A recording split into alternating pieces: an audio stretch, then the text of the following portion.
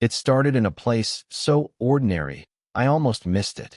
The corner coffee shop on Oak Street wasn't anything special. Flickering neon sign, chipped wooden chairs, a clock that ticked too loudly when the espresso machine fell silent.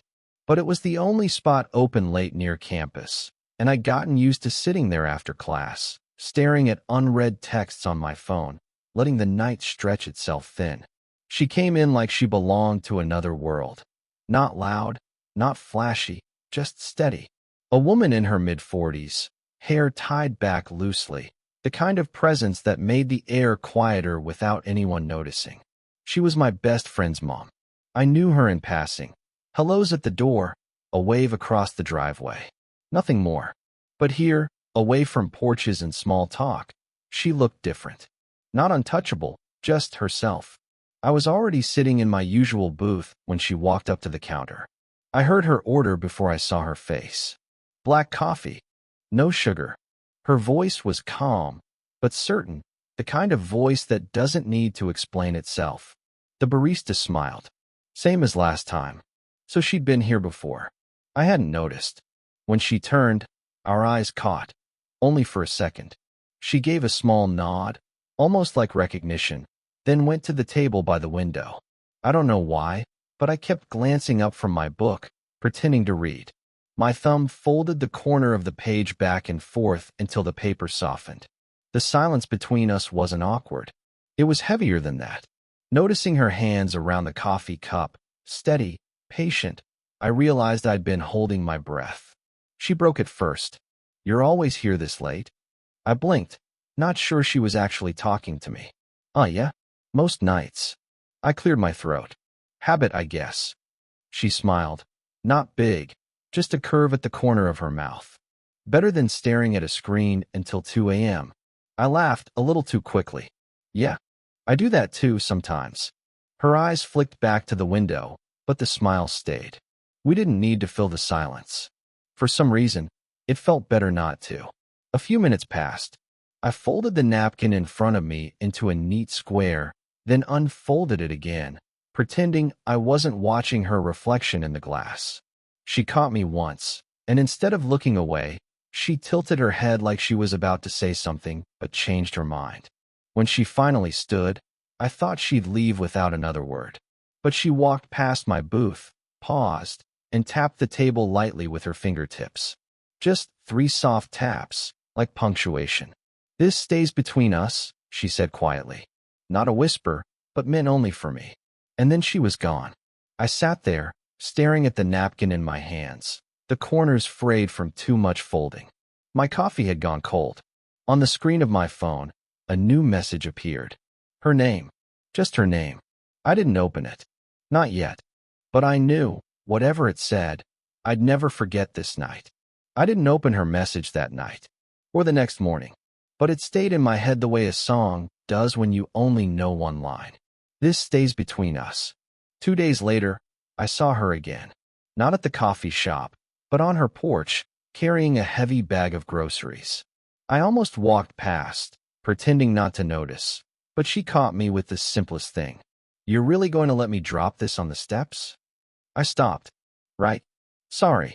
Here. I grabbed the bag before she could argue. It was heavier than it looked. Inside, her kitchen smelled faintly of chamomile tea. It was lived in, not messy, but not arranged for guests either. A stack of unopened mail sat by the fruit bowl. A sweater was draped over the chair. I set the bag on the counter and tried not to stare too long at anything. You want some tea? She asked. I should have said no. Instead, I nodded. Sure. The kettle hissed between us. We sat at the small kitchen table, mugs warming our hands. For a while, it was just the sound of the clock and the faint drip of water from the faucet. Then she said it, almost to herself. I used to sit here with my husband, late at night. Same tea, same table. We thought we'd figured out forever. I didn't know what to say, so I didn't. She glanced at me, then down at her mug.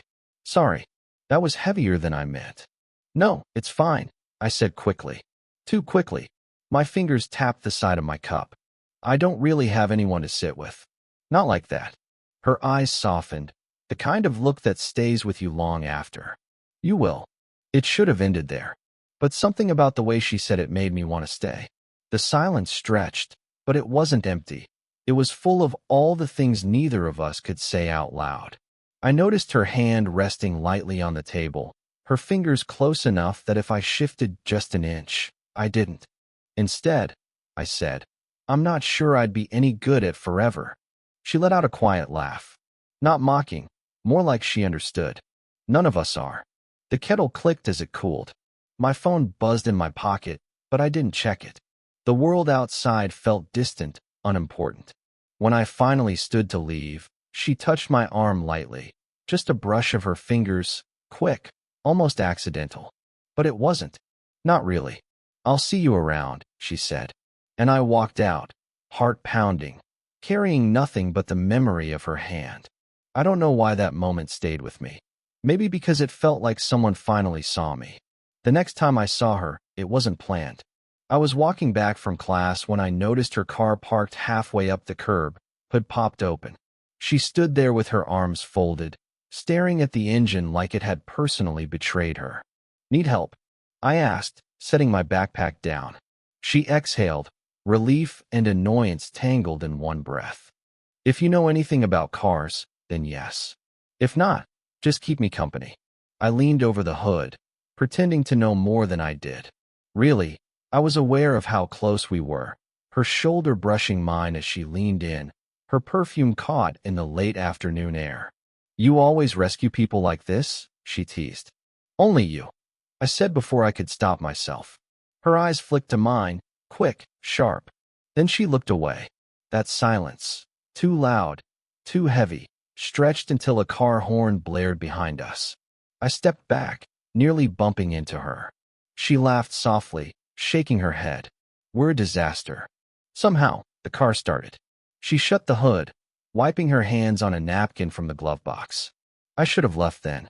Instead, I followed her inside when she offered a drink. Her living room was dim, curtains half closed against the late sun. She handed me a glass of water, then sat across from me on the couch. Not beside me. Across. A deliberate choice. You're awfully quiet tonight, she said.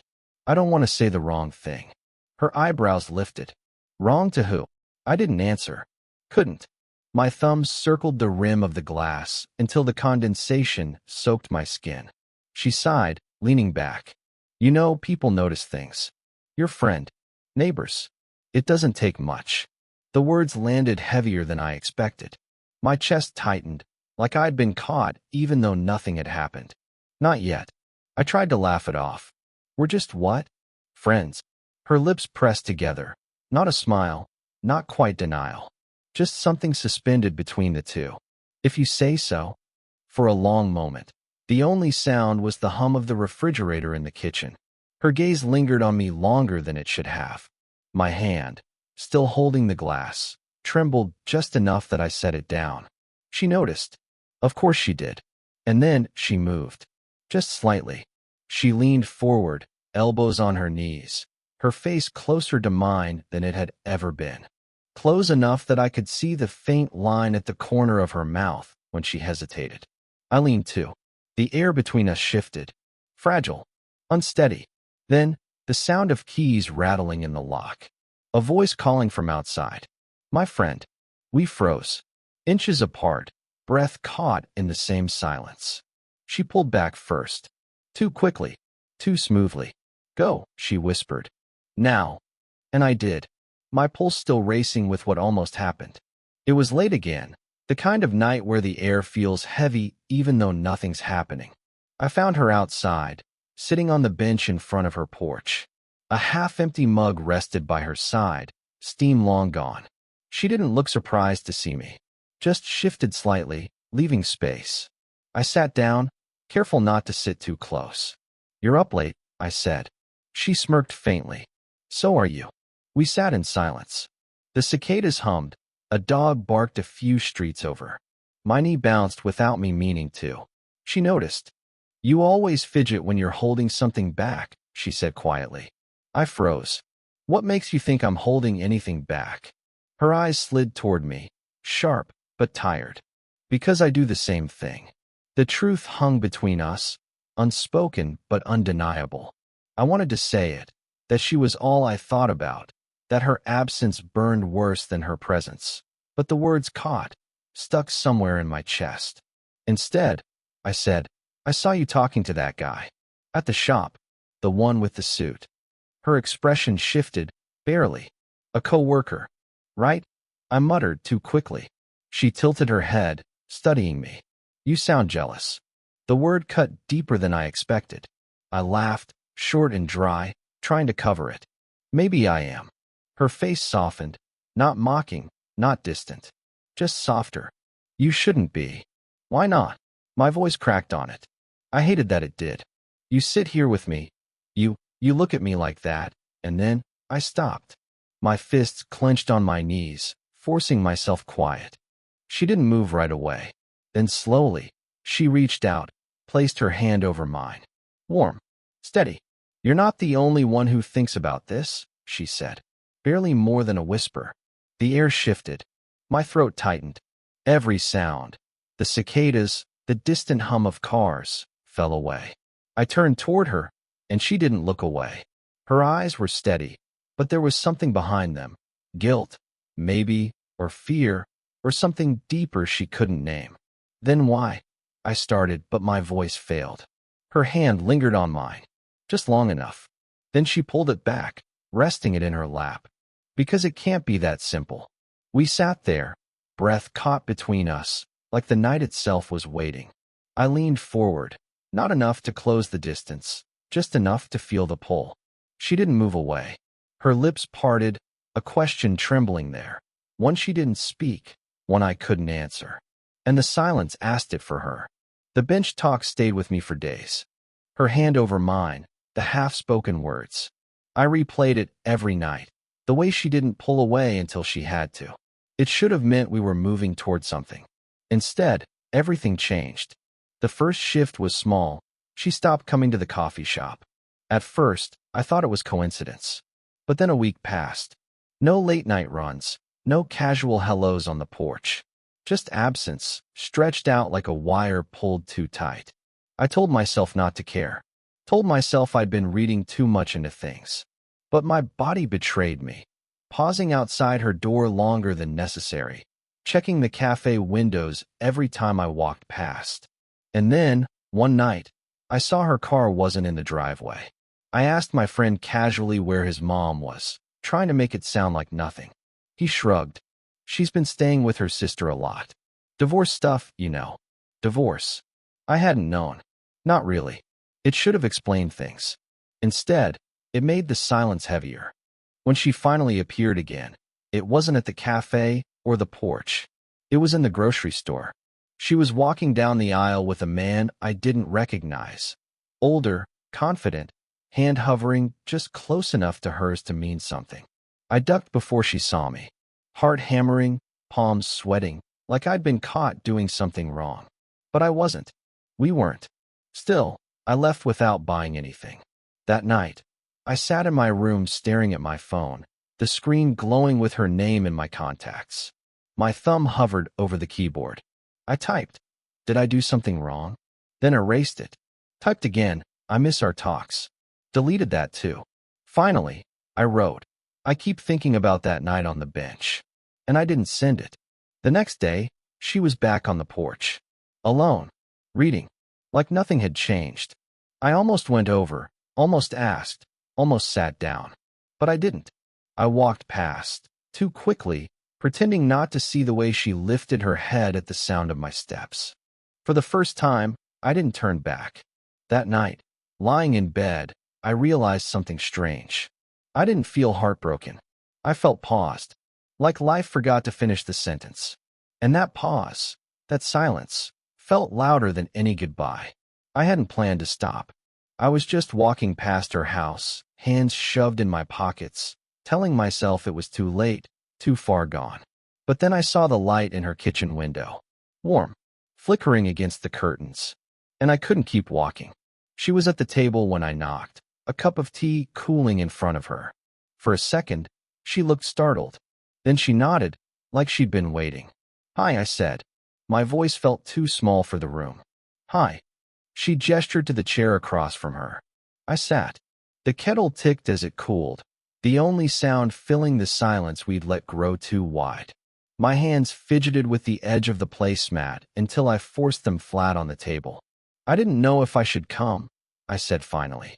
Her eyes met mine. Steady. And yet you did. I exhaled, my chest tight. Because I don't get it. One night you're there, and the next, it's like I imagined all of it. Her face softened, but her voice didn't waver. You didn't imagine it. Something in me cracked at that. Relief, anger, hope, tangled so tightly I couldn't separate them. Then why pull back? She looked down at her tea, fingers tightening around the mug. Because I'm supposed to. You're my son's friend. I'm twice your age. People will talk. And I don't trust myself not to want more. The words landed heavy. For the first time, it was all out in the open. No metaphors, no sidesteps. Just the truth neither of us had dared to say. I swallowed hard. I don't care about people talking. Her laugh was quiet, almost bitter. You will. Someday. When this stops being exciting and starts being complicated. I wanted to argue. Instead, I leaned forward. It already is complicated. The silence stretched, dense and fragile. Then she reached across the table, her hand brushing mine. Not by accident this time. A deliberate touch. I don't know where this goes, she said, voice low. I just know I haven't felt seen in a long time. Her hand was trembling. For once, it wasn't me. I covered it with mine. Held it there. Me neither, I said. We stayed like that, hands linked on the kitchen table, the night pressing against the windows. No promises. No dramatic declarations. Just the weight of two people who'd finally stopped pretending. When she finally looked up, her smile was small, almost shy. Okay. And that was it. A single word. But it felt like everything had shifted. Time didn't race forward after that night. It drifted, like steam off a cup of tea, slow, almost invisible, but steady. We didn't call what we had anything. There were no labels, no dramatic declarations. Just small adjustments that became habits. I'd see her on the porch in the mornings, black coffee in hand. Sometimes I'd join her before class, sipping tea I didn't really like, but drank anyway, just to sit beside her. We'd watch the street wake up at 8:47 a.m., the exact moment the mail truck passed, the same moment the neighbor's dog barked without fail. It became our clock. The bench became ours too. Not always for heavy talks, sometimes just for silence, or a dry joke about the weather, or sharing the quiet company that felt more binding than words. She never stopped being cautious. Careful glances when neighbors walked by, pauses before opening the door. But the caution was softer now, no longer sharp with fear. It was manageable. I started noticing the little ways she made room for me. A second mug always waiting in the kitchen. An extra chair pulled closer at the table. A folded sweater left on the porch in case I stayed out too long. None of it loud. All of it enough. And I gave her what I could. Help with groceries, patience with her silences, laughter in the spaces she thought no one saw. The balance wasn't perfect, but it felt real. Like we'd stumbled onto something worth tending, even if it looked nothing like what people expected. One night, sitting together on the bench, she asked me quietly, "Do you ever think about how this started?" I nodded. The coffee shop. The package. The way you said, "This stays between us." She smiled, shaking her head. I don't even know why I said that. I do, I said. And I did. Because we'd both known from the start this wasn't something the world would understand. But sitting there beside her, her hand brushing mine, I realized the world didn't need to. It wasn't grand. It wasn't perfect. But it was ours. And when the silence stretched again, not empty, not heavy, just full, she turned to me and whispered something only I was meant to hear. "I left my door open for you tonight." I didn't hesitate this time. I looked at her, steady, and said, "Then I'm not leaving." The words settled between us, final and simple, like they'd been waiting all along.